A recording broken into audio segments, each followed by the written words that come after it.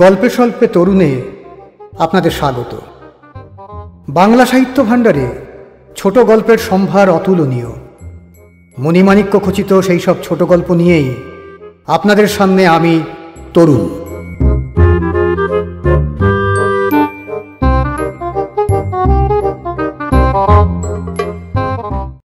আজকের গল্প পরশুরাম রচিত দাঁড় কাগ।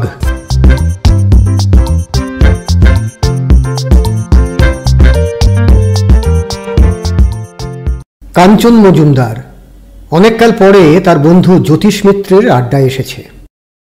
তাকে দেখে সকলে উৎসুক হয়ে নানা রকম সম্ভাষণ করতে লাগলো। আরে এসো এসো, এতদিন কোথায় ডুব মেরেছিলে? বিদেশে বেড়াতে গিয়েছিলে নাকি? ব্যারিস্টারিতে খুব রোজগার হচ্ছে বুঝি, তাই গরিবদের আর মনে পড়ে না? প্রবীণ পিনাকি সর্বজ্ঞ বললেন, বিয়ে থা করলে না এখনো আইবুড়ো কার্তিক হয়ে আছো? কাঞ্চন বলল, কই আর বিয়ে হলো সর্বজ্ঞ মশাই, পাত্রী জুটছে না। উপেন দত্ত বলল, আমাদের মতন চুনোপুটি সকলেরই কোন কালে জুটে গেছে, আর শুধু তোমারই জুটে না কেন? অমন মদন মোহন চেহারা, উদীয়মান ব্যারিস্টার, দেদার পৈতৃক টাকা, তবু বিয়ে হয় না? ধনুক ভাঙা পণ কিছু আছে বুঝি? এদিকে বয়স তো হু করে বেড়ে যাচ্ছে, চুল উঠে গিয়ে ডিউক অফ এডিনবরার মতো প্রশস্ত ললাট দেখা দিচ্ছে, খুঁজলে দু চারটে পাকা চুলও বেরোবে। পাত্রীরা তোমাকে বয়কট করেছে নাকি? বয়কট করলে তো বেঁচে যেতুম। 16 থেকে 32 যেখানে যিনি আছেন সবাই ছেঁকে ধরেছেন।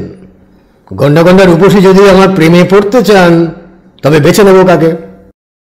উপেন বলল, দেমাকে ঘটা ঘাড়ে দেখো। তুমি কি বলতে চাও গন্ডা গন্ডা রূপসীর মধ্যে তোমার উপযুক্ত কেউ নেই? আসল কথা, তুমি ভীষণ খুঁতখুঁতে মানুষ। নিশ্চয়ই তোমার মনের মধ্যে কোনো গন্ডগোল আছে। নিজেকে অদ্বিতীয়, রূপবান, গুণনিধি মনে করো, তাই পছন্দ মতো মেয়ে কিছুতেই খুঁজে পাও না। হয়তো মেয়েরাই তোমার কথা শুনে ভড়কে যায়। মিছিমিছি আমায় দোষ দিও না উপেন। বিয়ের জন্য আমি সত্যিই চেষ্টা করছি, কিন্তু যাকে তাকে তো চিরকালের সঙ্গিনী করতে পারি না। হঠাৎ প্রেমে পড়ার লোক আমি নই। আমার একটা আদর্শ, একটা মিনিমাম স্ট্যান্ডার্ড আছে। রূপ অবশ্যই চাই, কিন্তু বিদ্যা, বুদ্ধি, কালচারও বাদ দিতে পারি না। সুশিক্ষিত অথচ শান্ত নম্র মেয়ে হবে। বিলাসিনী উড়নচণ্ডী বা উগ্রচণ্ডা খান্ডাগ্নি হলে চলবে না। একটু এত নাচুক তাতে আপত্তি নেই, কিন্তু হরদম নাচিয়ে মেয়ে আমার পছন্দ নয়। মনের মতন স্ত্রী আবিষ্কার করা কি সোজা কথা? এ পর্যন্ত তো খুঁজেই পাইনি। পাওয়ার কোনো আশা আছে কি? তা আছে, সেই জন্যই তো জ্যোতিষের কাছে এসেছি। আচ্ছা জ্যোতিষ, গণেশ মুন্ডা জায়গাটা কেমন? তুমি তো মাঝে মাঝে সেখানে যেতে। শুনেছি এখন আর নিতান্ত দেহাতি পল্লী নয়, অনেকটা শহরের মতন হয়েছে। জ্যোতিষ বলল, তোমার নির্বাচিতা প্রিয়া ওখানেই আছেন নাকি? নির্বাচন এখনো করিনি। শম্পা সেন ওখানকার নতুন গার্লস স্কুলের নতুন হেডমিস্ট্রেস। মাস 4-5 আগে নিউ আলিপুরে আমার ভগিনীর বিয়ের প্রীতিভোজে একটু পরিচয় হয়েছিল। খুব লাইকলি পার্টি মনে হয়, তাই আলাপ করে বাজিয়ে দেখতে চাই। পিনাকি সর্বজ্ঞ বললেন, শম্পা সেনে তো তোমাকে বাজিয়ে দেখবেন, তিনি তোমাকে পছন্দ করবেন এমন আশা আছে? কি বলছেন সর্বজ্ঞ মশাই? আমি প্রপোজ করলে রাজি হবে না এমন মেয়ে দেশে নেই। উপেন বলল, তবে বিলম্বে যাত্রা করো বন্ধু, তোমার পদার্পণে তুচ্ছ গণেশ মুন্ডা ধন্য হবে। গিয়ে হয়তো দেখবে তোমাকে পাওয়ার জন্য শম্পা দেবী পার্বতীর মতন কৃচ্ছ সাধনা করছেন। ঠাট্টা রাখো, কাজের কথা হোক। ওখানে শুনেছি হোটেল নেই, ডাক বাংলাও নেই। জ্যোতিষ, তুমি নিশ্চয়ই ওখানকার খবর রাখো, একটা বাসা জোগাড় করে দিতে পারো? জ্যোতিষ বলল, তা বোধহয় পারি, তবে তোমার পছন্দ হবে কিনা জানি না। আমার দূর সম্পর্কের এক খুড়শাশুড়ি তার মেয়েকে নিয়ে ওখানে থাকেন। মেয়ে কি একটা সরকারি নারী উদ্যোগশালা না সর্বাত্মক শিল্পাশ্রমের ইনচার্জ। নিজের বাড়ি আছে, মা আর মেয়ে দোতলায় থাকেন। একতলাটা যদি খালি থাকে তো তোমাকে ভাড়া দিতে পারেন। তবে আজই একটা প্রিপেড টেলিগ্রাম করো, আমি 3-4 দিনের মধ্যেই যেতে চাই। একটা চাকর সঙ্গে নেব, সেই রান্নার সব কাজ করবে। উত্তর এলেই আমাকে টেলিফোনে জানিও। আচ্ছা সর্বকমশাই, আজ উঠলুম, যাবার আগে আবার দেখা করব। উপেন বলল, তার জন্য ব্যস্ত হয়ে না, তবে ফিরে এসে অবশ্যই ফলাফল জানিও। আমরা উদ্গ্রীব হয়ে রইলুম, কিন্তু শুধু হাতে যদি এসো তো দুও দেব। কাঞ্চন মজুমদার চলে যাবার পর পিনাকি সর্বজ্ঞ বললেন, ওর মতন দাম্ভিক লোকের বিয়ে কোনো কালে হবে না, হলেও ভেঙে যাবে। কাঞ্চনের জোড়া ভরু সুলক্ষণ নয়, 20 বৃক্ষের হীরা, চোখের বাড়ির বিনোদ বৌঠান, ঘরের বাইরে সন্দীপ, গৃহদাহ সুরেশ, সব জোড়া ভরু, তারা কেউ সংসারী হতে পারেনি। উপেন বলল, সন্দীপ আর সুরেশের জোড়া ভরু কোথায় পেলেন? বই খুঁজলেই পাবে, না যদি পাও তো ধরে নিতে হবে। সম্পাসনের যদি বুদ্ধি থাকে তবে নিশ্চয়ই কাঞ্চনকে হাঁকিয়ে দেবে। জ্যোতিষ বলল, সম্পাসনকে চিনি না, সে কি করবে তাও জানি না, তবে অনুমান করছি গণেশ মুন্ডায় দাঁড় কাগের ঠোকর খেয়ে কাঞ্চন নাজেহাল হবে। উপেন প্রশ্ন করল, দাঁড় কাগটিকে? সম্পর্কে আমার শালী, যে খুশাশুড়ির বাড়িতে কাঞ্চন উঠতে চায় তারই কন্যা। তারও জোড়াভু। আগে নাম ছিল শ্যামা, ম্যাট্রিক দেবার সময় নিজেই নাম বদলে তমিশ্রা করে, কালো আর শ্রীহীন, সেই জন্য লোকে আড়ালে তাকে দাঁড় কাগ বলে। উপেন বলল, তাহলে কাঞ্চন নজেহাল হবে কেন? কোনো সুন্দরী নেই এ পর্যন্ত তাকে ভাবতে পারেনি, তোমার কুৎসিত শালীকে সে গ্রাহ্যই করবে না। আচ্ছা, এই দাঁড় কাগ তমিশ্রার হিস্ট্রি একটু শুনতে পাই না? অবশ্য তোমার যদি বলতে আপত্তি না থাকে। আপত্তি কিছুই নেই। ছেলেবেলায় বাপ মারা যান, অবস্থা ভালো, বিডন স্ট্রিটে একটা বাড়ি আছে। মায়ের সঙ্গে সেখানে থাকতো আর স্কটিশ চার্চে পড়তো। স্কুল কলেজের আর পাড়ার বজ্জাত ছোকরারা তাকে দাঁড় কাক বলে খেপাতো। কেউ কেউ সংস্কৃত ভাষায় বলতো দণ্ড বয়স হুস। এখানে সে অতিষ্ঠ হয়ে উঠেছিল। আইএসসি পাশ করেই মায়ের সঙ্গে মাদ্রাজে চলে যায়। সেখানে ওর চেহারা কেউ লক্ষ্য করতো না, খেপাতও না। মাদ্রাজ থেকে বিএসসি আর এমএসসি পাশ করে। তারপর পিতৃবন্ধু এক বিহারী মন্ত্রীর অনুগ্রহে গণেশ মুন্ডায় নারী উদ্যোগশালায় চাকরি পায়।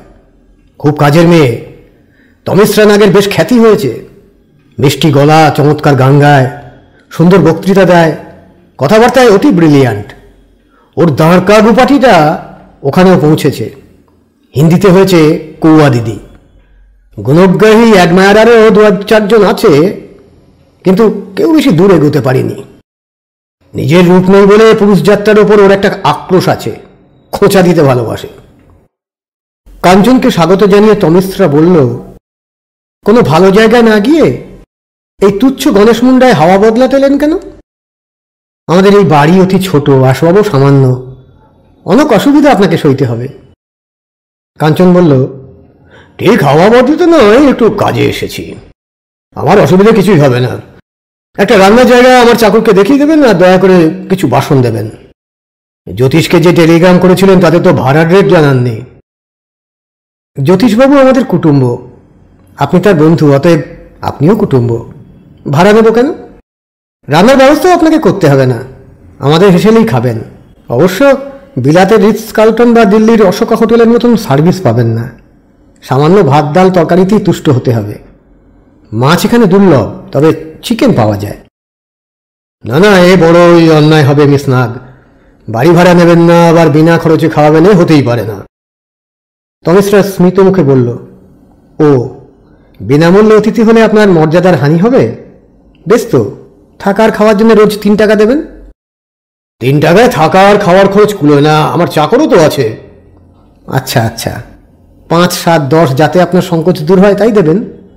টাকা খরচ করে যদি তৃপ্তি পান তাতে আমি বাধা দেব কেন? দেখুন, আমার মায়ের কোমরের ব্যথাটা বেড়েছে, নিচে নামতে পারবেন না।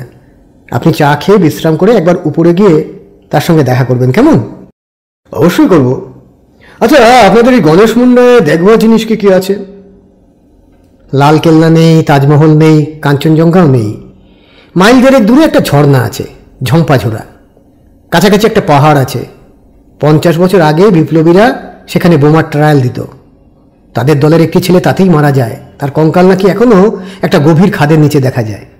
আর ওই যে মাঠ দেখছেন, ওখানে প্রতি সোমবারে একটা হাট বসে, তাতে ময়ূর, হরিণ, ভালুকের বাচ্চা থেকে মধু, মোম, ধামা, চুবড়ি পর্যন্ত কিনতে পাবেন।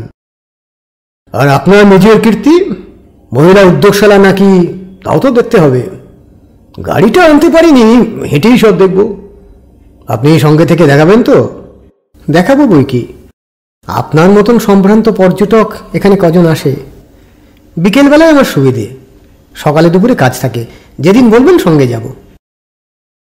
3 রকম লোক ডায়েরি লেখে, কর্মবীর, ভাবুক আর হামবড়া।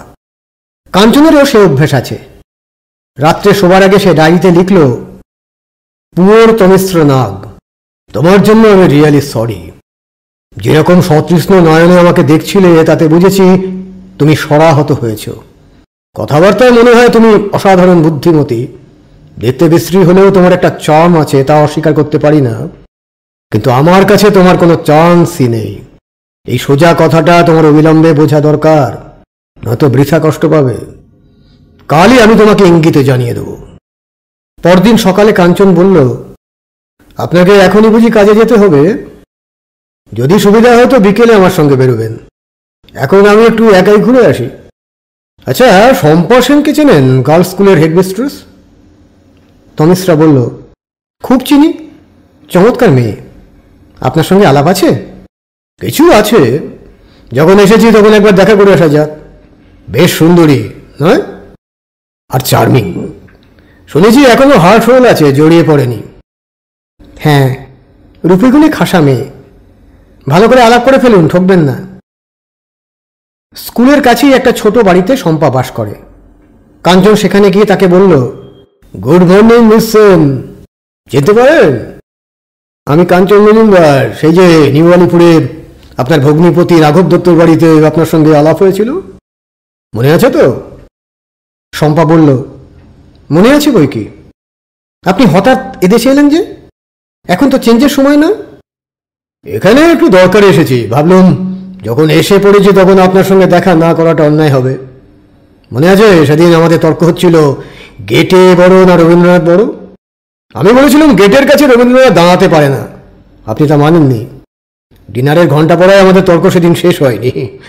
এখানে তার জেদ টানতে চান নাকি? তর্ক আমি ভালোবাসি না।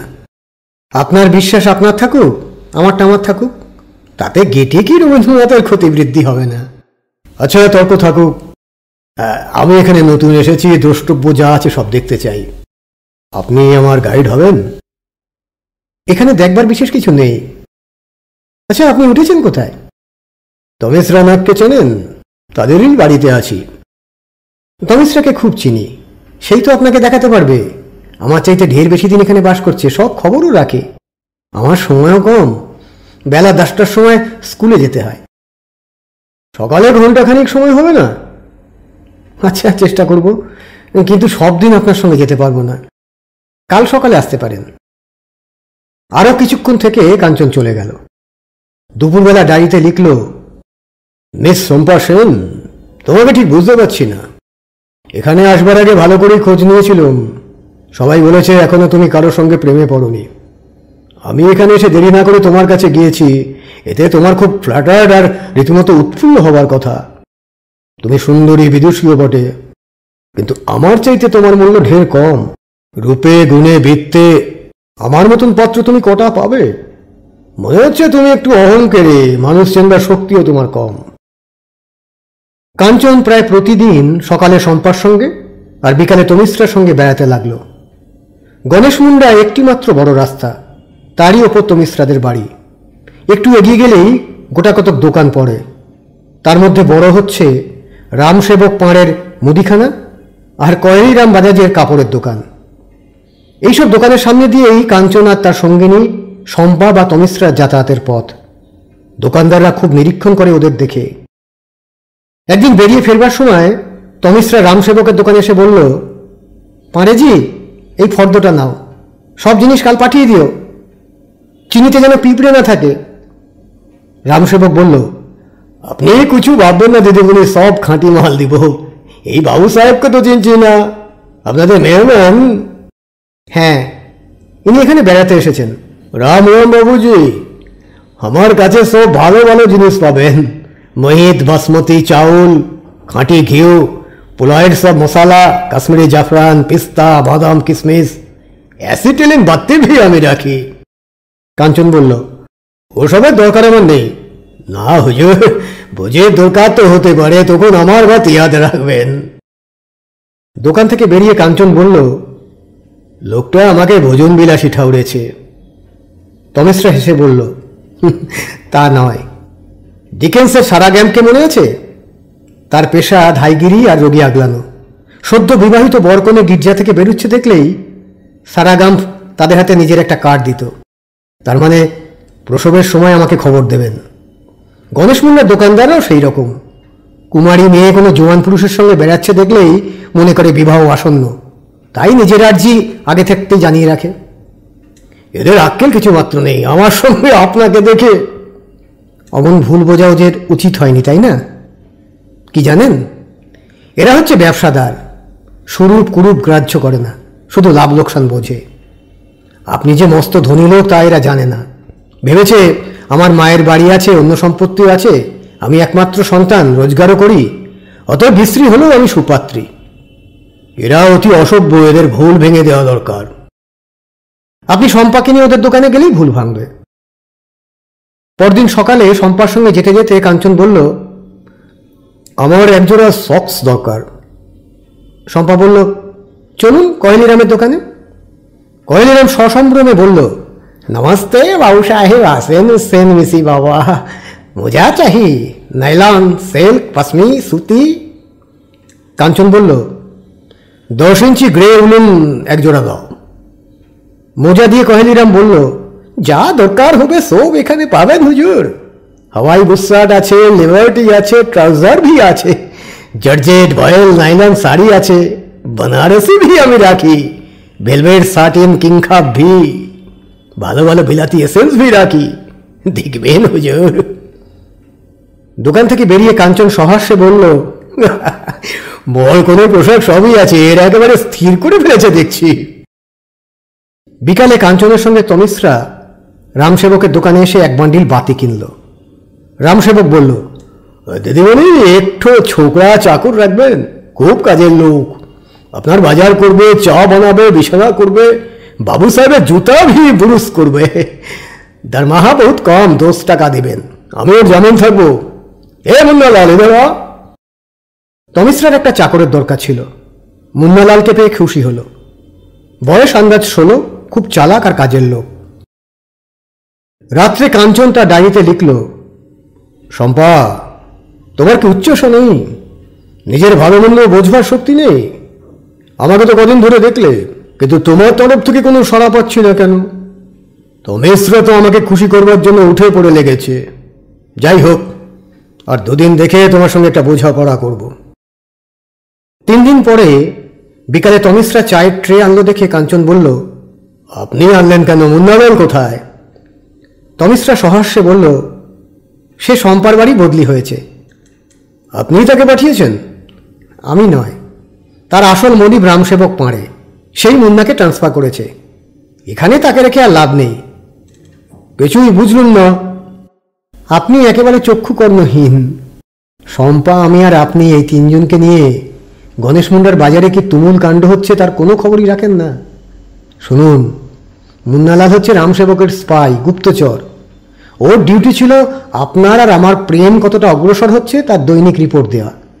যখন সে জানালো যে কুছ ভি নেহি, নাথিং ডুইং, তখন তার মনিব তাকে শম্পার বাড়ি পাঠালো, শম্পা আর আপনার ওপর নজর রাখবার জন্যে। কিন্তু তাদের ওদের লাভ কি? আপনি হচ্ছেন রেসের গোলপোস্ট, শম্পা আর আমি 2 ঘোড়া। কে আপনাকে দখল করে তাই নিয়ে বাজি চলছে। রামসেবক বুকমেকার হয়েছে। প্রথম কদিন আমারই দর বেশি ছিল, 3-1 কোয়া দিদি, কিন্তু কাল থেকে শম্পা এগিয়ে চলেছে, 5-1 সেন বিশি বাবা। আমার এখন কোনো দরই নেই। উফ, এখানকার লোকেরা একেবারে হার্টলেস, মানুষের হৃদয় নিয়ে জুয়া খেলে।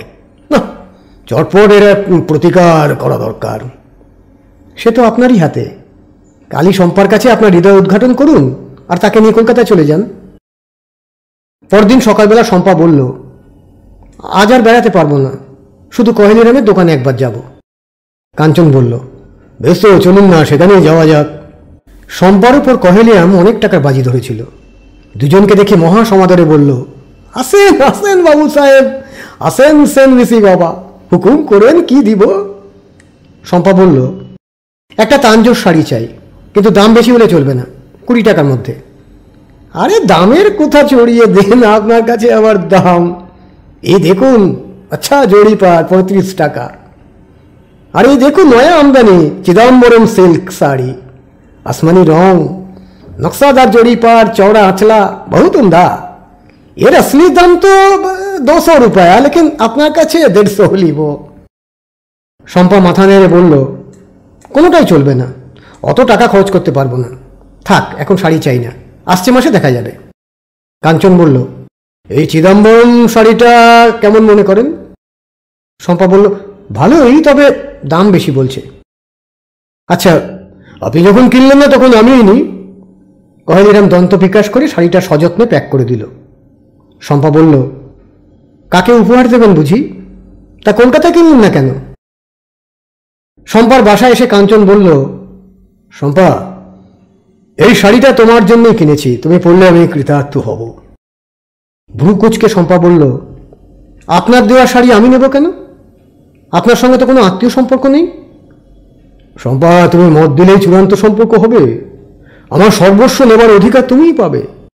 বলো, আমাকে বিবাহ করবে?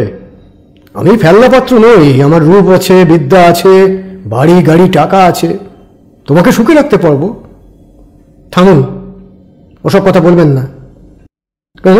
অন্যায় তো কিছু বলছি না, আমার প্রস্তাবটা বেশ করে ভেবে উত্তর দাও। ভাববার কিছু নেই, উত্তর যা দেবার দিয়েছি, ক্ষমা করবেন, আপনার প্রস্তাবে রাজি হতে পারবো না। অত্যন্ত রেগে গিয়ে কাঞ্চন বলল, একেবারে সরাসরি প্রত্যাখ্যান? দেখছেন, আপনি ঠকলেন কি হারালেন তা এরপর বুঝতে পারবেন। সমস্ত পথ আপন মনে গজগজ করতে করতে কাঞ্চন ফিরে এলো। ডায়েরিতে লিখবার চেষ্টা করল, কিন্তু তার সোনালি সার্পার কলম থেকে এক লাইনও বেরোল না। সমস্ত দুপুর সে অস্থির হয়ে ভাবতে লাগল। বিকেলবেলা তমিশ্রা তার কর্মস্থান থেকে ফিরে এসে কাঞ্চনকে দেখে বলল, এ কি মিস্টার মজুমদার, চুল উস্কো খুস্কো, চোখ লাল, মুখ শুকনো, অসুখ করেছে নাকি? কাঞ্চন বলল, না, অসুখ করেনি। তমিশ্রা, এই শাড়িটা তুমি না, আমার বলো যে আমাকে বিয়ে করতে রাজি আছো। তমিশ্রা খলখল করে হাসল, যেন শূন্য বালতির ওপর কেউ কল খুলে দিল। তারপর বলল,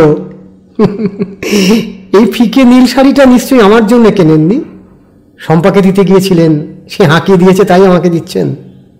মাথা ঠান্ডা করুন, রাগের মাথায় বোকামি করবেন না। তমিশ্রা, আমি কলকাতায় গিয়ে মুখ দেখাবো কি করে? বন্ধুদের কি বলবো?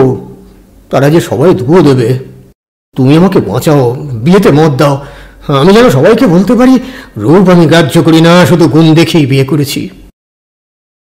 আপনি যদি অন্ধ হতেন তাহলে নয় রাজি হতুম, কিন্তু চোখ থাকতে কতদিন দ্বারকাজ্ঞে সইতে পারবেন? শম্পার আমি ছাড়া কি মেয়ে নেই? যা বলছি শুনুন, কাল সকালের ট্রেনে কলকাতায় ফিরে যান। আপনি হিসেবি লোক, প্রেমে পড়ে বিয়ে করে আপনার কাজ নয়, সেকেলে পদ্ধতি আপনার পক্ষে ভালো। ঘটক লাগিয়ে পাত্রে স্থির করুন, বেশি যাচাই করবেন না। তবে একটু বোকাশোকা মেয়ে হলেই ভালো হয়, অন্তত আপনার চাইতে একটু বেশি বোকা, তবেই আপনাকে বরদাস্ত করা তার পক্ষে সহজ হবে।